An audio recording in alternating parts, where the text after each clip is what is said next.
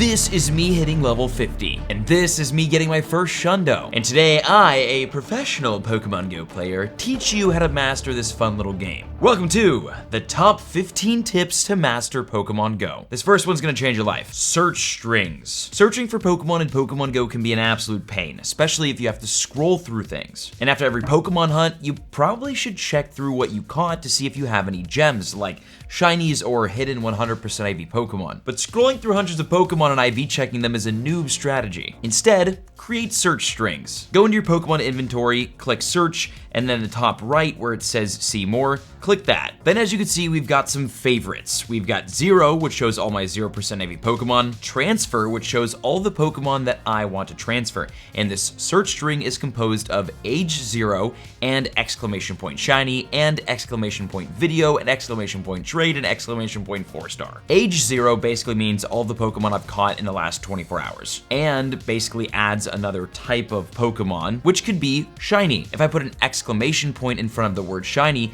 it will exclude all of these shiny Pokemon. And then I added video, which is actually one of my tags, so I don't accidentally transfer a Pokemon I want to use for a video, and exclamation point trade, which excludes all of the Pokemon that I have tagged for trading, and exclamation point 4-star, which removes all of the 4-star IV or 100% IV Pokemon. So I know when I type this tag in, I can transfer everything that is in here. Or this tag, which shows off my Shundo collection. How do you make a tag? Simply just go in and search. Let's say we want to do age 0 and exclamation point shiny. So these are all the Pokemon in the last 24 hours that I've caught that are not shiny. Exit out of the search string, go back in, click see more, and as you can see in your recents, it says age 0 and shiny. All you do is then tap and hold. It will bring it under your favorites, and then tap and hold on to it again, rename it to something like no shiny. There we go. So now when I catch a bunch of Pokemon and I want to transfer them all without transferring the shinies, I just tap that. Master Ball. The Master Ball has only ever been released twice in Pokemon Go history, and it allows you to get a guaranteed catch of any Pokemon you throw it at. But which Pokemon are worth this mighty, majestic, magic Master Ball? The simple answer? Almost none. Nearly every cool and rare Pokemon worth catching is extremely easy to catch in Pokemon Go, especially with Golden Raspberries and Ultra Balls. But technically there's two kinds of Pokemon that are strategically worth your Master Ball. Legendary Galarian birds. These only spawn on the Daily Incense and have incredibly low spawn rates and impossibly low catch rates. You literally cannot catch these, they are very annoying. So using your Master Ball to snag one of these legendary Pokemon makes a lot of sense, especially if it's high CP or a cool size like an extra small or extra large. 100% AV legendaries. Shiny legendary Pokemon have a 100% catch rate. 100% IV Pokemon do not, and they're much better. So if you find yourself with a super rare 100% IV legendary and you are on the last ball and the Master Ball is the only way you're gonna catch it, it definitely makes sense. Other than these two scenarios, it really doesn't matter what you end up using your Master Ball on. It's kind of your choice. And many of the top players have chosen super random like meme Pokemon like Bidoof and Pidgey, so you don't have to worry about it. Field research. This might be one of the best features in the game for free and really good Pokemon. Field research are free tasks that can give you rewards like Great and Ultra Balls and encounters with Pokemon, and these Pokemon are really solid. And since the field research typically changes with whatever the current event is, there's always new and different research to hunt. And there's typically at least one or a couple really rare Pokemon you want to look at hunting. Plus, just by playing the game normally and doing things you would normally be doing, you can complete your field research very passively, which are just bonus rewards on the side. It's a no-brainer. Campfire. This is a new feature that is technically an outside application that is natively integrated inside Pokemon Go. If you log into the game and see a white box with a gym logo on the top right of your screen, that's it. Campfire basically connects you with your local community and area and has some pretty sick features. The main one being the gym and raid map, which allows you to zoom out and zoom into anywhere on the world and see all of the gyms and all of the raids in that area. This feature is wildly helpful, especially if you're using it to look for specific raid bosses that you need. No more driving around checking for raids to find, dangerously. And this is especially helpful on days where there's meta-relevant, maybe legendary shadow Pokemon spawning around the world, and you need to go and find them because shadow raids are in person only. And if special raids end up coming back like elite raids, finding them will be a piece of cake with this feature. Campfire also has a ton of other cool features as well, like local events where you can meet up and find other players in your area, which is great because having a community of people to play with in Pokemon Go is one of like the most fundamental final parts of the game. You can also use Campfire to light what's called flares at certain gyms to notify nearby players that you're at a gym and you need help taking it down. So if you're looking for more raids or more friends to play this game with, don't ignore this feature. Best way to gain XP. Catching Pokemon, completing raids, and evolving Pokemon are all amazing ways to gain XP in Pokemon Go. Back when remote raids were a thing, raiding with a lucky egg was easily the best way to grind it. But now in the post-pandemic game, things are different. Raids may be dead, but there's a different strategy top players are using to farm millions upon millions of XP. And the best part? It's free. You do this by adding people to your friends list. You can add up to 400 people to your friends list, and every time you level up your friendship with them, you're rewarded a specific XP bonus. 3,000 XP for good friends, 10,000 for great friends, 50,000 for ultra friends, and 100,000 for best friends. And getting to best friends with someone only takes 90 days of daily interactions, which could be a gift sent or a raid done with them. Which means every 90 days, you could be earning 163,000 XP without a lucky egg from each person. Now let's explain how the top players do it. They will constantly be adding new people on their friends list and leveling up their friendship. The best way to do this is line up for a bunch of your friends to level up to a new friendship level on the same day. So you can go in, open a bunch of gifts with a lucky egg down, and farm the XP. Here's the crazy math on it. If you added 400 people on your friends list and leveled them up all the way to best friends, dropping a lucky egg every time a new friendship level hit, after only 90 days, you would gain a total of 130,400,000 XP.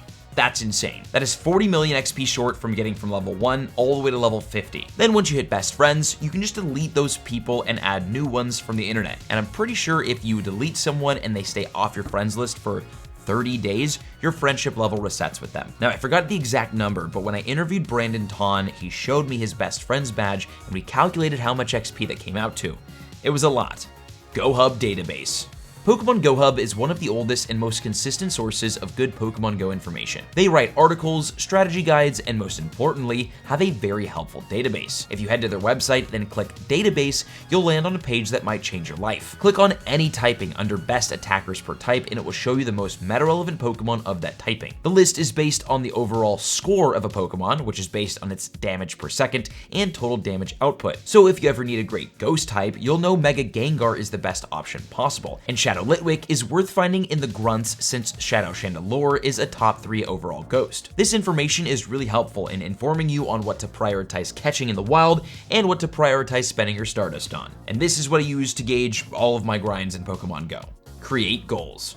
It's important to have goals in Pokemon Go if you want to play like a master, because otherwise you have no direction, no strategy, and no gains. If you know why you're logging in and what you're logging in to do, you'll know exactly how you need to play in order to optimize your gameplay and your time. Want more XP to level up? Focus on spending your time and resources on things like raids, friends, and hitting excellence. Need more shiny Pokemon to flex on your friends? Make sure to play Community Day events and hunt as many legendary raids as you can, which have the highest shiny odds in Pokemon Go. Top players who have set absolutely incredible records have dedicated nearly all their gameplay time to focusing on that one thing. It's how Brandon Ton got so much XP and how Fleets King was the first in the world to level 50. They set these targets as their goals and molded their gameplay around them. Rare shinies are all eventually free.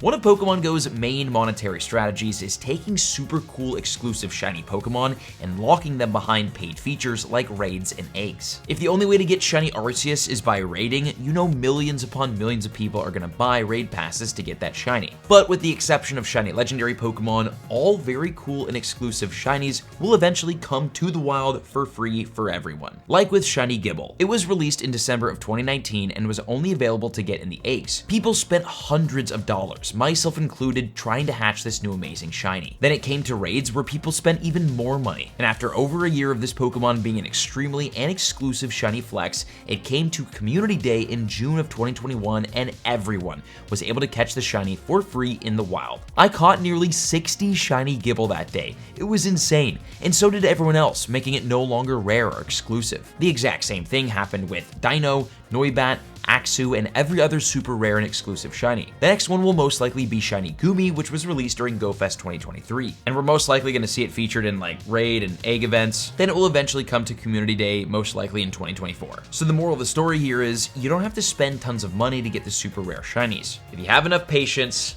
they'll come to you. Auto catchers. These devices are game-changing and used by every high-level player in the world. The reason is because they're fundamental to the game. The newest Pokémon Go++ is a device that automatically catches Pokémon for you without you having to do anything, and it also automatically spins Pokésups for you that continuously refreshes your items and keeps the XP flowing in. And for the first time with this device, you can choose for it to throw either Great or Ultra Balls along with Pokeballs, which obviously have higher catch rates. And auto catchers are so important because this game is all about catching Pokémon. It's how you get everything you need to be successful in this game. XP, Stardust, Shinies, Hundos, everything. So the more Pokemon you catch per day, the faster you'll progress. Auto catchers allow you to continuously catch Pokemon all day long, maximizing the amount of time you spend catching Pokemon, and therefore maximizing your progress in Pokemon Go. Catching like a pro. With catching Pokemon being the most fundamental strategy in the game, you'll want to master how to do it best. And the best way to do that is by heading into your settings, turning Niantic AR off, then encountering Pokemon in AR mode. This will allow you to encounter them super duper quickly, so if you want to spam through a bunch of spawns to hopefully find a shiny, this is the best way to do it. The next best thing is quick catching, which is the single most efficient way to catch Pokemon in Pokemon Go, and absolutely everyone quick catches. If you don't know how to do it, it's super duper simple. You just encounter a Pokemon, press and hold on the berry button, throw your ball, swipe the berry button over to the middle of the screen, tap on the screen to then close the berry option, then hit the flee button after, of course, the ball hits the Pokemon. This will skip the catch animation, probably catch the Pokemon, and dramatically increase your ability to catch faster. Stacking Stardust. Stardust is Pokemon Go's most valuable resource. You need it. And although catching Pokemon is one of the best and most efficient ways to get it, it's not the best. The single best way to get Stardust in Pokemon Go is through PvP. The Go Battle League rewards thousands of Stardust for completing and winning battles, ranking up, and in free research that's available a ton throughout the year. Plus, at the end of each season, players are given loads of dust for participating. This is mainly due to the fact that Go Battle League is so Stardust heavy, since players have to constantly power up new Pokemon to compete in the meta. But if you're consistent with this feature, you can earn millions of dust. PvPoke. And for those of you who don't know which Pokemon are the best Pokemon to use in PvP, this will be your guide. PvPoke is a website that you can use to search the rankings in each league to see the top Pokemon, or you can search specific Pokemon to see how the ones you have stack up against the meta. This site also shows you which moves are the best to use on each Pokemon in each league, and if certain Pokemon require XL Candy to power up to be relevant. If you're planning on taking the Go Battle League even remotely seriously, you will need this website. Shadow Pokemon. Shadows are the best Pokemon in the game, which is due to the fact that they do 20% more damage than normal Pokemon. They're great in raids, great to use against Team Rocket, and amazing in PvP. So when you get them, don't purify them. Don't do it, please don't. And how do you know which Shadow Pokemon are the best Shadow Pokemon? Using the Gohub database or PvPoke. It's also important to know that Shadow Pokemon are not useful with the move Frustration on it, and you cannot TM this move off at all times. To TM Frustration off of your Shadows, you basically have to wait until an event comes around that allows you to do that, so keep an eye out for that. Tag the Pokemon that you want to TM Frustration off of, then when these events roll around, go through your tagged Pokemon and TM them all off. Monthly events. There are events that happen every single month that are extremely helpful for your Pokemon Go grind. These events bring shinies, XP, Stardust, and more on a consistent basis, and are also things that you can plan ahead for and grind accordingly. Like Community Day, which happens once per month. For 3 hours, a featured Pokemon will spawn more often in the wild. For 3 hours, a featured Pokemon will spawn more often in the wild with boosted 1 in 25 shiny odds. So if you're looking for more shinies or a shiny of a specific Pokemon, this event is for you. These events are also always accompanied with like amazing bonuses like extra XP for catching, extra Stardust for catching, double whatever. There's always great bonuses. We also get 4 Spotlight hours per month. Every Tuesday night from 6 to 7 p.m. local time, there will be 1 featured Pokemon spawning everywhere in the wild, and there will be an accompanying bonus. There's a bunch of bonuses, and the possible ones include 2 times catch XP, 2 times catch Stardust, 2 times XP for evolving Pokemon, 2 times candy for transferring Pokemon. Every week you'll have 1 hour with spawns and a very useful bonus. Research stack.